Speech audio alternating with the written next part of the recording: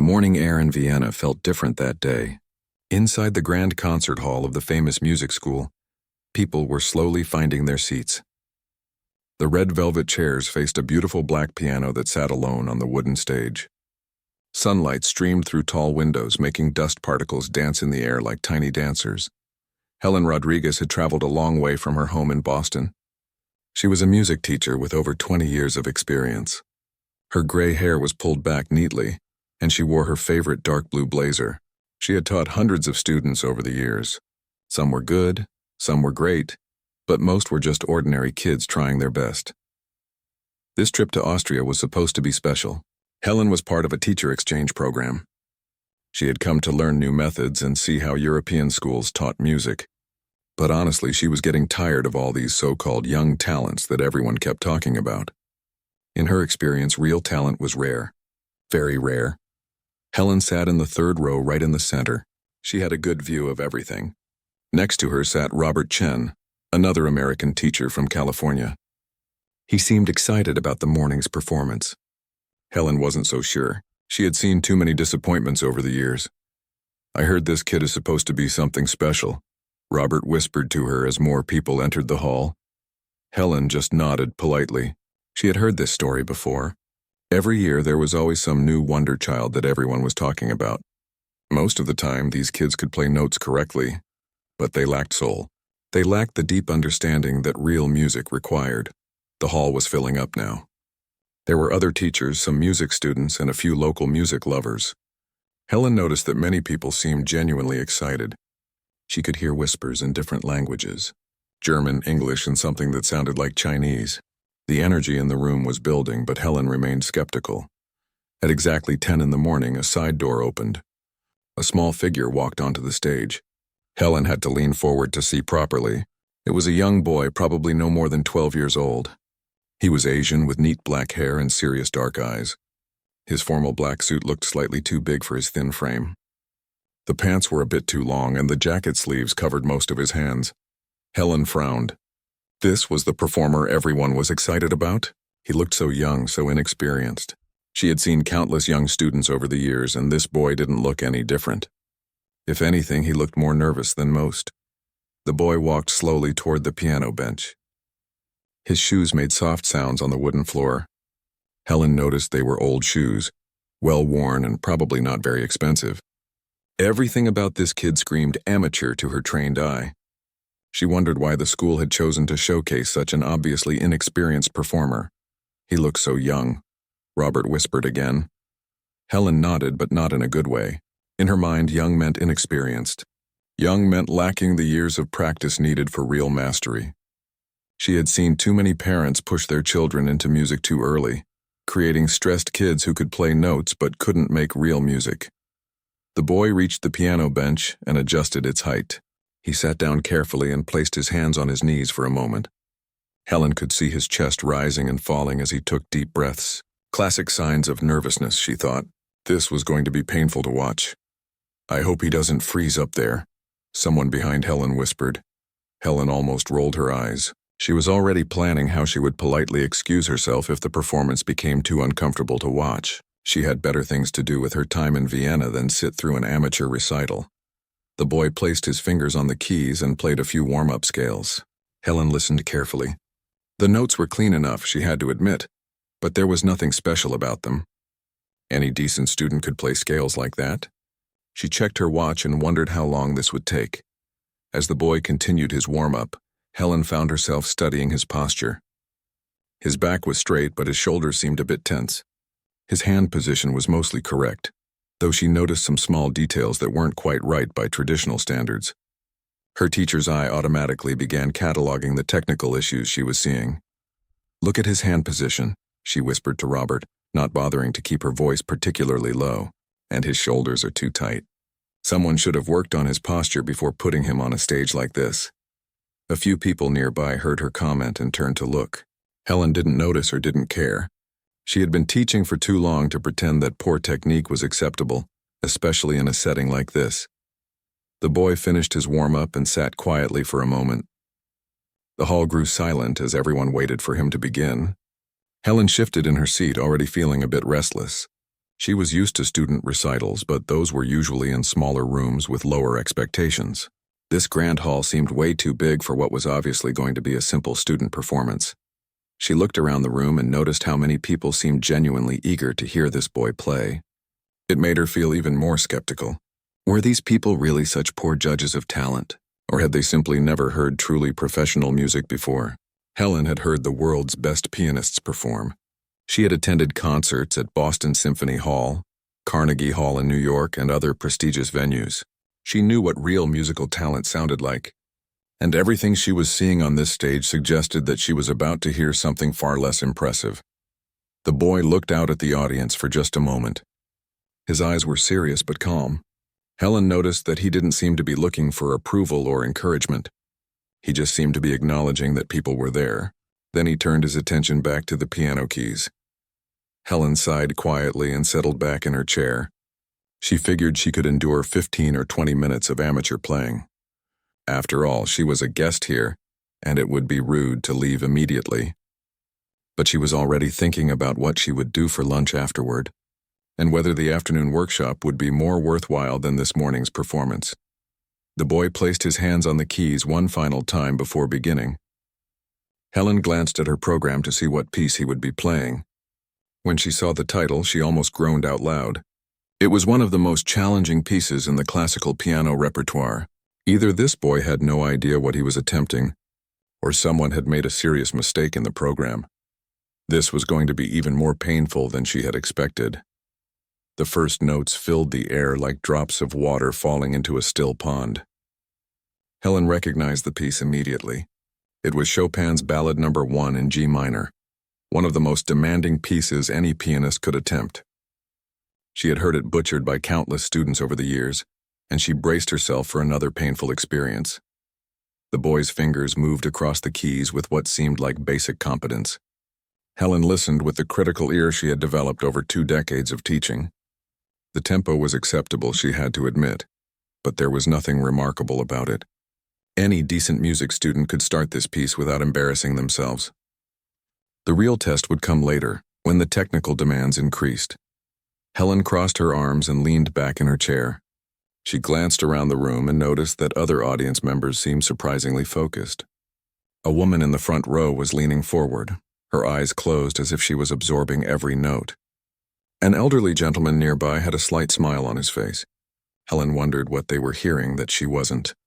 "He has a nice touch," Robert whispered beside her.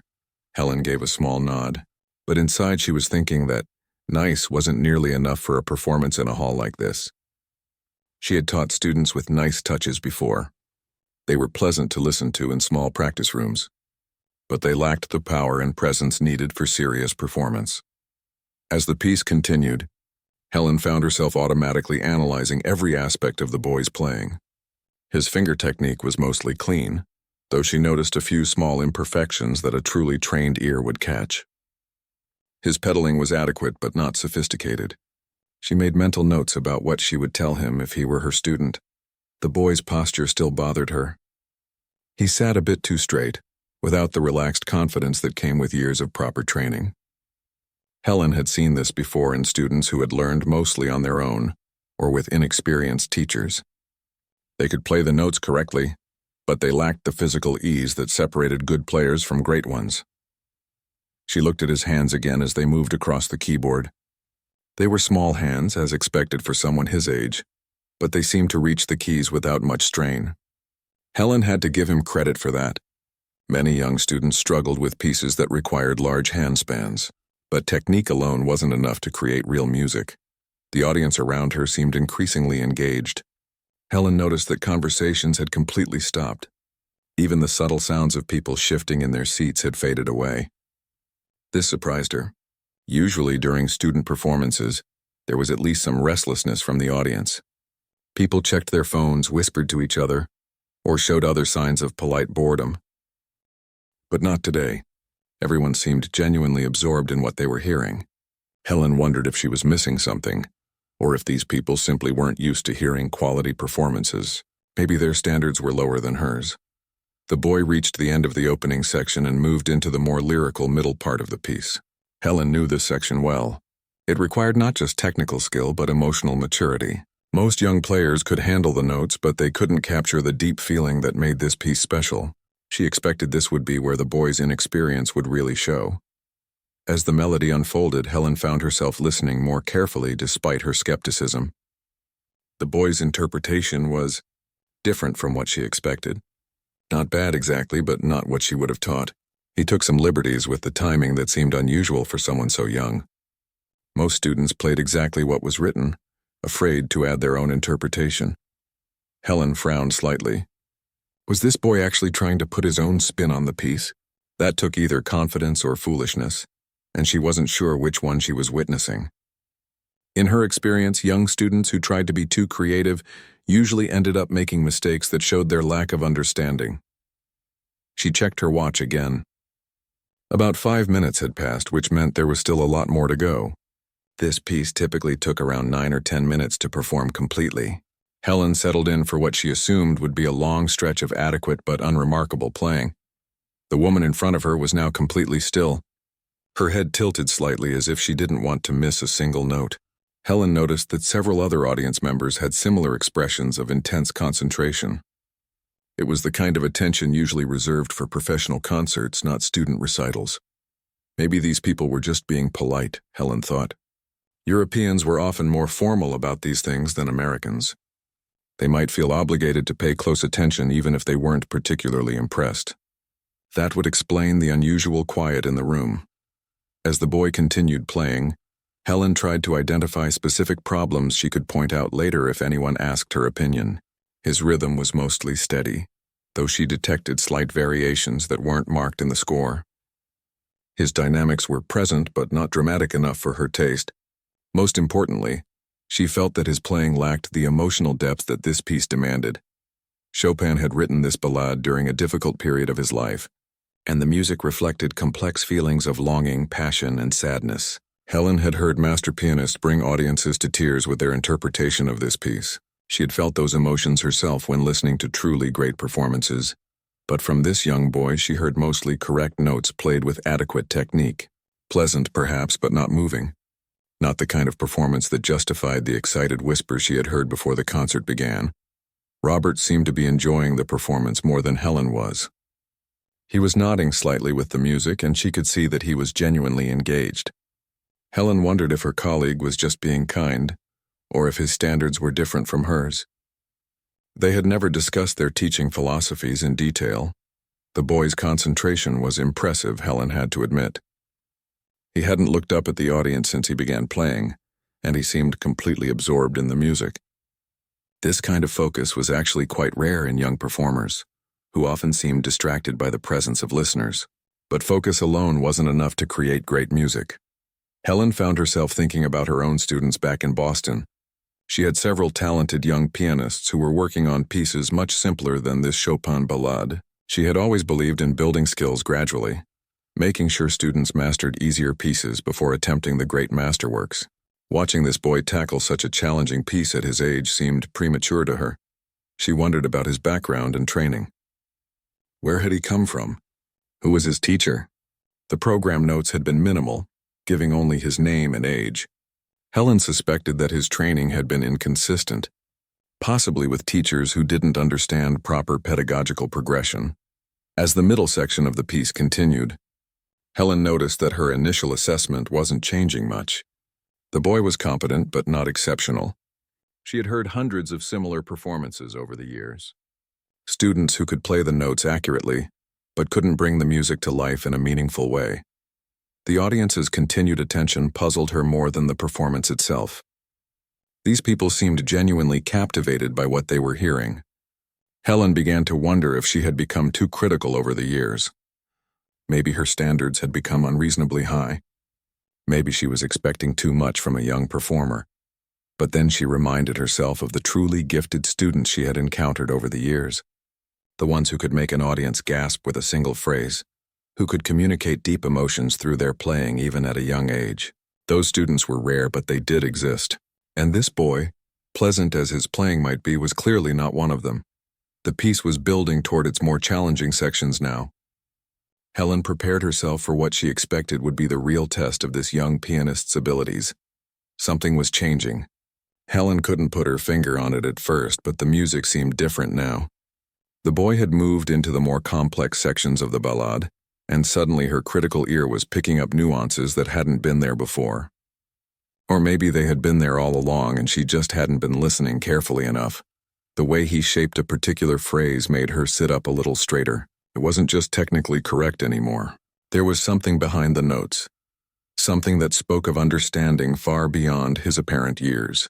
Helen found herself leaning forward without realizing it, her arms uncrossing as her defensive posture began to soften. She glanced around the hall again. The audience's rapt attention wasn't just politeness, she realized. These people were hearing what she was beginning to hear. The elderly gentleman she had noticed earlier now had tears forming in his eyes. A young woman in the second row had her hand pressed to her chest as if the music was physically affecting her heart. Helen felt a small flutter of unease in her stomach. Had she been wrong in her initial assessment? She prided herself on being able to recognize talent immediately. It was one of her strengths as a teacher. Students and parents often came to her for honest evaluations, knowing she wouldn't sugarcoat her opinions or give false, but this boy was making her question her judgment in ways that felt uncomfortable and unfamiliar. He navigated a particularly challenging passage. Helen noticed something that made her breath catch slightly. His small hands were reaching intervals that should have been impossible for someone his size. But more than that, he was doing it with such ease that it looked natural. She had taught piano long enough to know that this kind of technical facility didn't come from just practice. It came from an innate understanding of the instrument that was extremely rare. The music was building now, approaching the dramatic climax that made this piece so challenging. Most young pianists either played this section too aggressively, overwhelming the subtle emotional buildup that came before, or too tentatively, failing to capture the passion that Chopin had written into every note. Helen held her breath, waiting to see which mistake this boy would make. But as the moment arrived, he did neither. Instead, he found a perfect balance between power and control that left Helen blinking in surprise. The notes rang out with crystal clarity, each one precisely placed and beautifully voiced. The melody soared above a complex accompaniment that his left hand managed with stunning accuracy. For the first time since the performance began, Helen felt her skepticism crack. This wasn't just competent playing anymore. This was something special, something she hadn't expected and wasn't prepared for. Robert leaned over and whispered, "My God, Helen, are you hearing this?" Helen nodded slowly, not trusting herself to speak. She was hearing it, but she wasn't sure she believed what she was hearing. How was it possible that she had so completely misjudged this young performer? Her teacher's eye, which she had trusted for 20 years, had apparently failed her completely. The boy's concentration remained absolute. His face showed no strain despite the technical demands of what he was playing. Instead, there was something almost peaceful about his expression, as if the music was flowing through him rather than being forced out by effort and determination. Helen realized she was witnessing something she had only read about in books and articles about great pianists. The complete unity between performer and music that allowed technique to serve expression, rather than the other way around. She had always told her students about this ideal, but she had rarely seen it demonstrated so clearly, and never by someone so young. As the climactic section continued, Helen found herself forgetting all about hand position and posture and pedal technique. She was listening to the music itself, the way Chopin had intended it to be heard. The boy wasn't just playing the notes on the page. He was telling a story, communicating emotions that seemed far too sophisticated for his years. Where had this depth of understanding come from? Helen's mind raced as she tried to reconcile what she was hearing with what she thought she knew about musical development. In her experience, this kind of interpretive maturity took years to develop. Students had to live through experiences, feel real emotions, understand loss and longing and joy before they could communicate these feelings through music. But this boy was communicating all of these things and more. His playing spoke of longing that seemed ancient, of joy that felt pure and untainted, of sadness that came from some deep well of human understanding. How was it possible for someone so young to access these emotions and express them so clearly? The technical aspects of his playing were becoming more impressive by the moment. Passages that Helen knew were extremely difficult were flowing from his fingers like water. His timing was impeccable, his touch varied and expressive, his phrasing sophisticated beyond anything she would have thought possible from a performer his age.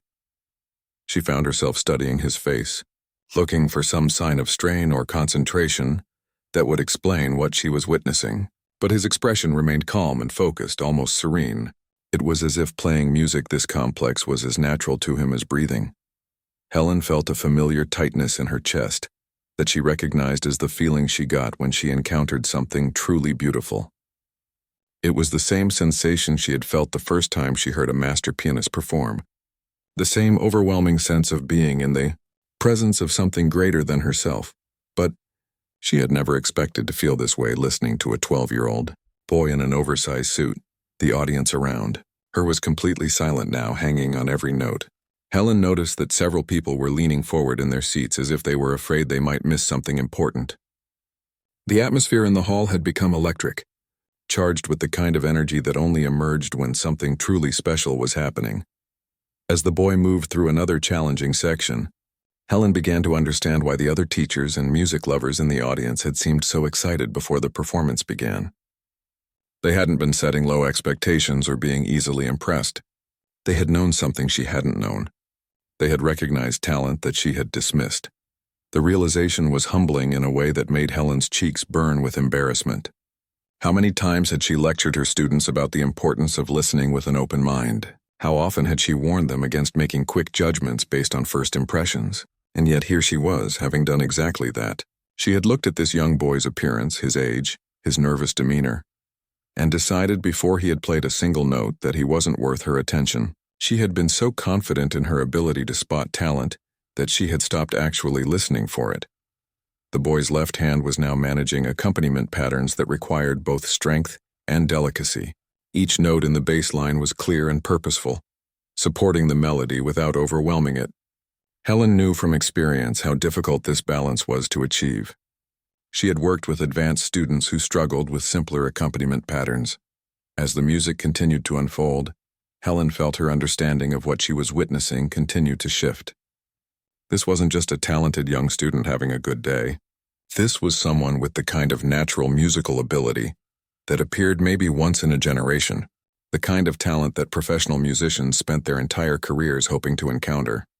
She thought about all the young pianists she had taught over the years, including some who had gone on to have successful careers. None of them, not even her most gifted students, had played with this level of maturity and understanding at such a young age.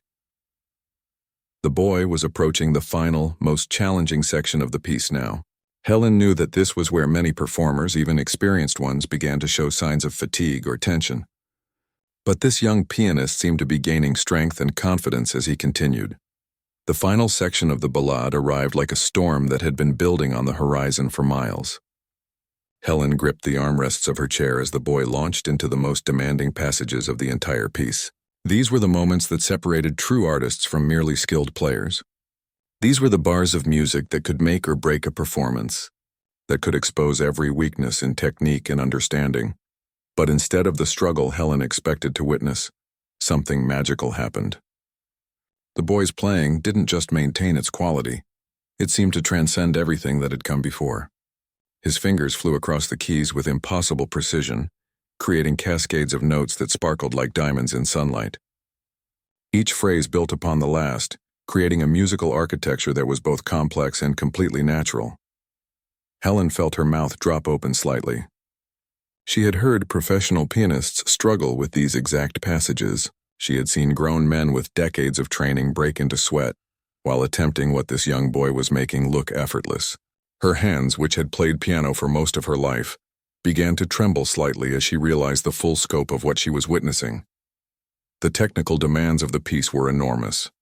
Rapid scales that required perfect evenness, octave passages that tested the strength of both hands, complex rhythms that could trip up even experienced performers.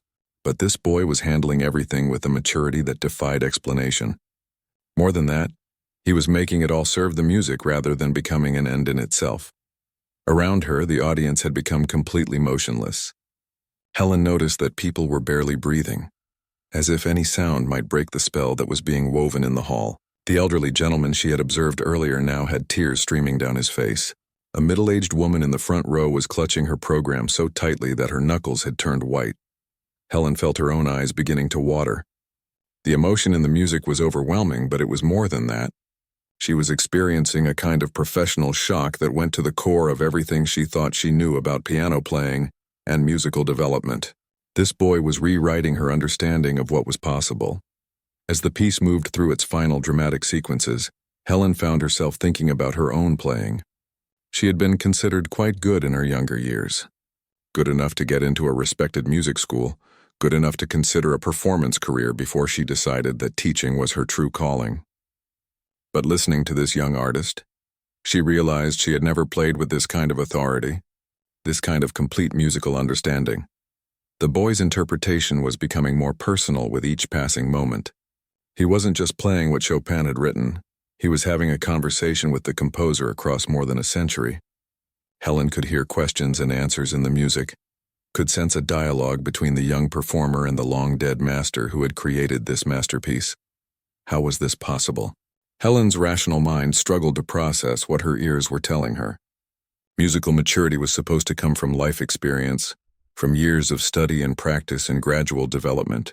But this boy was demonstrating insights that would have been impressive coming from a pianist twice his age. She thought about all the articles she had read about child prodigies, all the documentaries she had watched about young musical talents. Most of them had been technically impressive but emotionally shallow. They could play the notes with remarkable accuracy, but they couldn't communicate the deeper meanings that great music contained. This boy was different, completely different. He wasn't just a skilled technician who happened to be young. He was a complete artist who happened to be young. The distinction was enormous, and Helen was beginning to understand just how rare what she was witnessing really was. The music was building toward its final climax now. Helen knew this section well. She had taught it to advanced students, had analyzed it in music theory classes, had listened to dozens of recordings by famous pianists.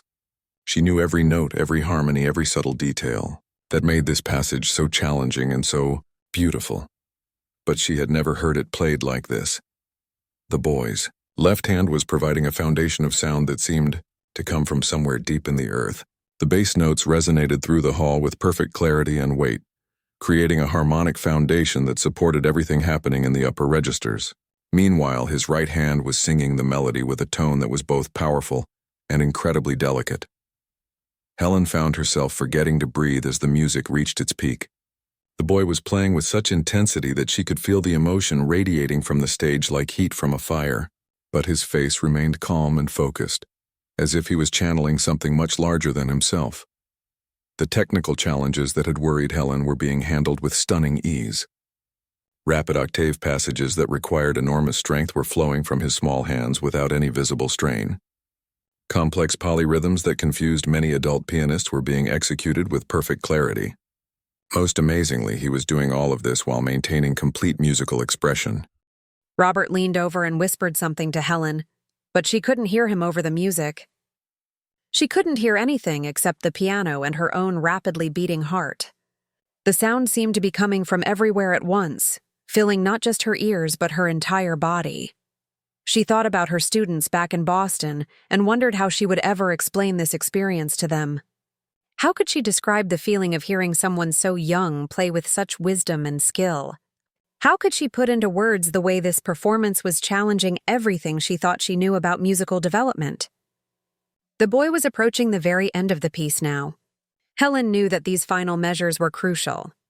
They had to provide a satisfying conclusion to everything that had come before, had to tie together all the emotional and technical threads that Chopin had woven throughout the work. As he began the concluding passages, Helen felt a chill run down her spine. The boy wasn't just finishing the piece, he was completing a journey that had taken the audience through every possible human emotion. The music spoke of triumph and loss, of hope and despair, of love and longing. It contained multitudes. His touch on the keys had become incredibly refined. Each note was perfectly weighted, perfectly timed, perfectly placed in service of the overall musical statement.